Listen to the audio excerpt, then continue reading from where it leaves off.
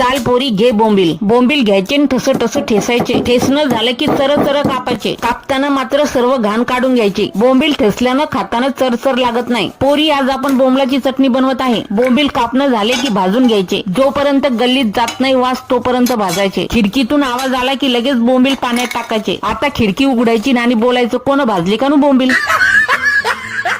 चाल आता घे 3 कांदे, 2 टमाटे, 3 मिरच्या. आता घ्या सारं चर चर कापून. 2 लसणाचे गोथडे घ्यायचे. ठस ठस ठेसायचे. आता कढईत टाक तेल. तेल तपलं की टाक लसूण. लसणाला रुसू दे, कांद्याला नटू दे. कांदा नटाच्या अगोदर टाक मीठ. कांद्याला नट म्हणा. कांदा नटला की टाका बोंबील. बोंबील टाकले करा इकडून काय तिकडून. आता टाका टमाटर, हळद, घाटी मसाला, मिरची पावडर. पोरी त्या घरी नसून घाटी मसाला तर गपचिप मिरची पावडर टाकायची. बोंबलाचा खाताना घाण वास येऊ नये म्हणून कोकम टाका. झाकण ठेवा आणि जोपर्यंत तेल सुटत नाही तोपर्यंत झाकण काढू नका. कोथिंबीर टाका, दन दन भाकरी थापा. चला आता ठोका एक लाईक. चला झाली बोंबलाची चटणी, घ्या खाऊन.